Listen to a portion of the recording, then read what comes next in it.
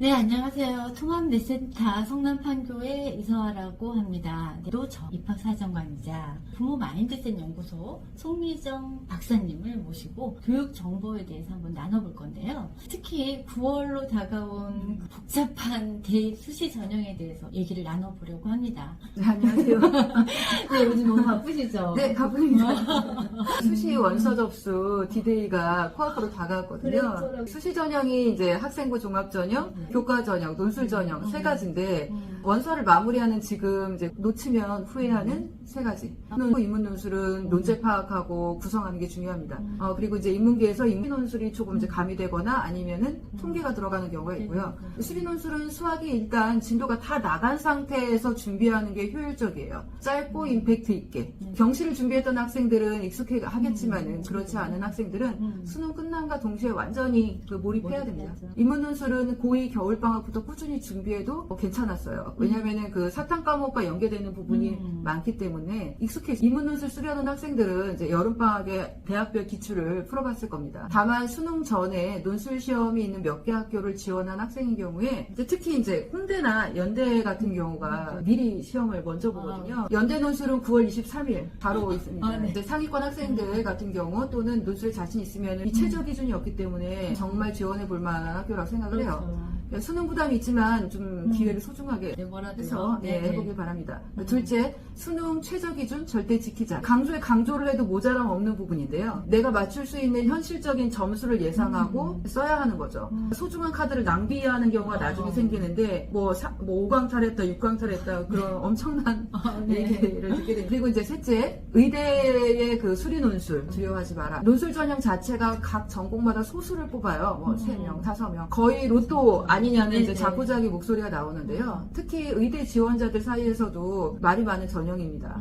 그래도 합격하는 학생이 있거든요. 어차피 치열한 입시니까 아까운 기회라고 생각을 해요. 특히 의예과는 전국에 학교도 많지도 않고 선택지도 많지 않은데 만약에 평소에 그래도 이제 되어 있다, 자신 있다는 학생들은 기회를 잡으시기 바랍니다. 우리가 그래도 이렇게 수시에서 논술 전형을 이제 쓰는 이유는 정시보다 상향 지원을 꿈꿀 수 있다는 점이겠죠. 정말 욕심나는 부분인데요. 상당히 유혹적이고 매력이 있습니다. 상위권 그 학교 지원자는 수시 납치를 미리 걱정하는 학생들이 많아요. 그래서 6장의 수시 카드 중에 2-3개만 쓰고 또 버리는 거죠. 또 다른 기회에 이 논술 전형에 대해서 생각을 해보시기 바랍니다.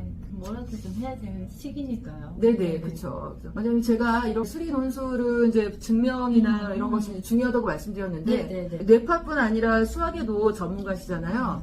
네, 질문 하나 드리겠습니다. 수학 문제 풀 때 시간이 부족하다고 얘기하는 학생들 많잖아요. 그러니까 시험이라는 게 한정된 시간이라 그런 건데, 이런 학생들에게 어떤 뭐 도움되는 방법이 있을까요? 네네, 문제풀이 할 때 정말 충분한 연습을 많이 해야 하는데요. 네. 그보다도 이제 앞서서는 정말 수학에 대한 문제 자체에 충분한 숙지가 필요하긴 하죠. 고등학교 교과과정에서 정말 많은 부분을 수학에 할애를 해야 되는 만큼 시간을 정해서 이제 문제를 푸는 연습에 조금 시간을 잡거든요. 100분이면 10% 정도 시간, 지금 2분 정도에서 30분 정도의 문제를 1차 풀이를 다 하는 과정으로 시간을 써요. 그리고 나서 나머지 20분 정도를 그 킬러 문제들, 고난도 문제들에 쏟는 거죠. 그리고 이제 10분 정도 검토를 하고 그런 연습을 계속 실전처럼 했어요. 그리고 왜냐하면 이제 집중력이랑 정확성을 다 가져가야 되기 때문에 최대한 연습을 하고 들어가야 되는 거죠.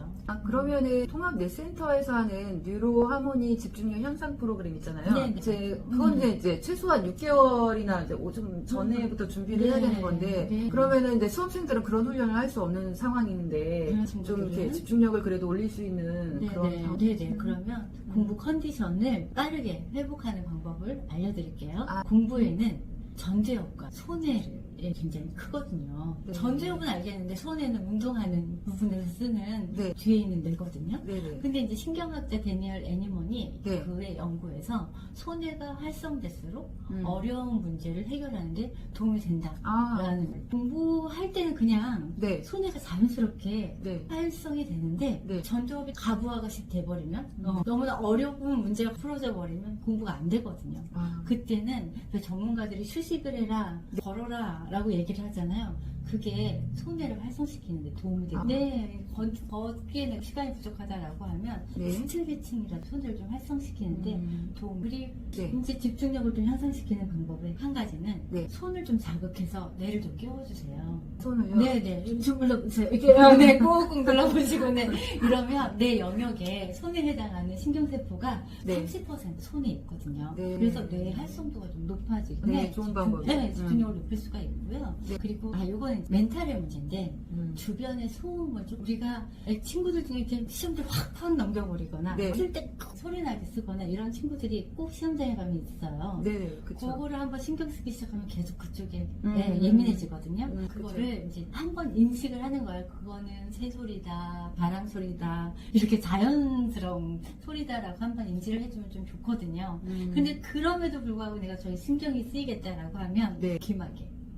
귀마개. 그거를 하나 네. 준비를 해서 보시는 것도 방법일 것 같아요. 네. 그리고 마지막으로 지난번에 제가 그 어떤 적당한 그림 개념을 네네. 좀 도와준다고 그랬어요. 네. 하지만 너무 절박하게 예. 불안에 떨면 전두엽 그런 변형계가 딱 활동을 하면서 아무것도 못하게 마비를 시키거든요. 그냥 나 지금 긴장하고 있구나 라고 받아들이는 게 전두엽을 활성화시키는 데 도움이 되거든요. 그렇군요. 네. 네. 그래서 지금 네, 여기 있는 나 여기까지 왔구나 그러면서 할 때까지 그냥 되는 데까지 해보자 라는 생각을 하면 오히려 집중을 하는데 더 도움을 받을 수 있을 거예요. 네. 좋은 방법 알려주셨네요. 이제 직접 써볼 수도 있을 것 같고, 네. 이렇게 이제 지금까지 그 논술 전형을 이제 지원하는 놓치지 말아야 될 것들하고, 그리고 문제 빠르게 푸는 것과 집중력 높이는 방법을 네. 이서아 원장님하고 같이 얘기를 나누어 보았습니다. 네. 그러면 이제 또 다음에 유용한 네. 것들을 네. 이제 내용 가지고 찾아뵙도록 하겠습니다. 네. 오늘은 여기에서 마치겠습니다. 감사합니다.